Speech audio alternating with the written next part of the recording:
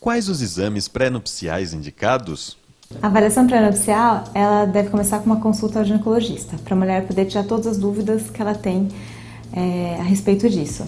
Então, se ela não quiser engravidar, ela deve começar a usar algum método anticoncepcional, e então a ginecologista vai ver qual que é o mais indicado para ela. Se ela quiser engravidar, aí a ginecologista vai ver sobre os fatores de risco, se ela tem algum fator de risco, e orientar sobre o uso do ácido fólico, que é para prevenir a malformação do tubo neural no bebê. Além disso, ela vai ver a parte de vacinação, se tem alguma vacina que está faltando para a mulher tomar. Quanto aos exames, tem os exames de sangue, que a gente pede as sorologias, que são a sorologia para hepatite B, hepatite C, HIV, sífilis, toxoplasmose, rubéola e citomegalovírus. Além disso, o hemograma para avaliar se tem alguma anemia, a tipagem sanguínea e a glicemia para ver se tem diabetes. Deve-se fazer os exames de rotina também, como o Papa Nicolau, para prevenção de câncer de colo de útero naquelas pacientes que já têm atividade sexual.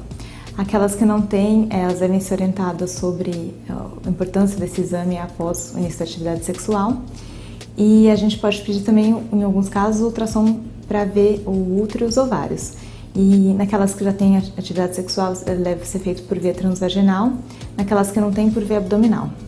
E as virgens também é legal elas passarem em consulta para tirar todas as dúvidas que elas têm em relação à atividade sexual, à relação sexual, para que elas consigam aproveitar melhor a noite de núpcias.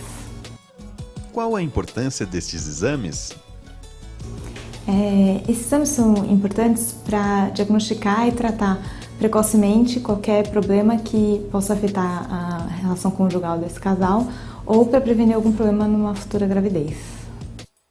Só as mulheres devem fazer exames? Não, os homens também devem fazer exames. Eles devem colher exames de sangue, as sorologias para hepatite B, hepatite C, HIV e sífilis. Em alguns casos selecionados, a gente pede o espermograma também. Quais cuidados o casal deve manter depois do casamento?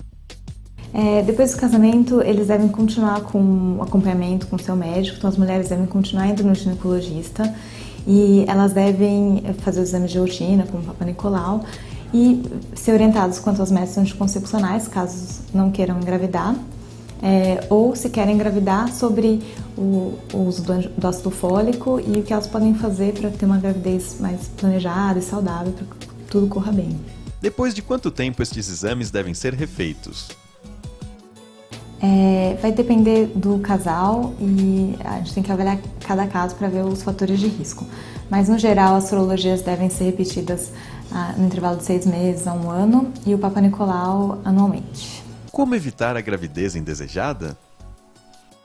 Vai depender muito da mulher, a gente tem que avaliar os fatores de risco, se ela tem alguma contraindicação para algum dos métodos. Então, tem que ser avaliado caso a caso. Por exemplo, aquelas mulheres que esquecem muito de tomar pílula, a gente deve evitar o anticoncepcional oral. Aquelas mulheres que às vezes têm mais parceiros sexuais, não têm um parceiro fixo, elas devem usar também a camisinha para evitar doenças sexualmente transmissíveis. Como a pílula deve ser tomada pela primeira vez? Então, quando a mulher for tomar a pílula a primeira vez, ela deve iniciar a cartela no primeiro dia do ciclo menstrual. Então, no primeiro dia da menstruação, ela começa a tomar a pílula. E depois ela vai respeitar o intervalo de cada pílula, se é de 4 dias, de 7 dias, ou se é o uso contínuo. Isso vai depender da menstruação. Qual a eficácia da pílula do dia seguinte? A eficácia da pílula do dia seguinte, ela é diretamente relacionada à precocidade do seu uso. Ou seja, quanto antes você tomar ela, depois da relação sexual desprotegida, melhor vai ser a eficácia dela, então menor a taxa de gravidez. Então, se ela for tomada até 24 horas depois da relação sexual desprotegida, a eficácia dela gira em torno de 95%. Agora, se for tomada entre 24 e 48 horas depois da relação sexual, já cai para 85%, e se for entre 48 horas e 72 horas depois da relação, ela cai já por volta de um pouco mais de 50%. E ela não deve ser tomada depois de 72 horas da relação sexual. E é importante lembrar que ela é também chamada de contracepção de emergência, então ela não é considerado um método anticoncepcional para ser usado de forma rotineira e habitual. Quais os efeitos colaterais da pílula do dia seguinte?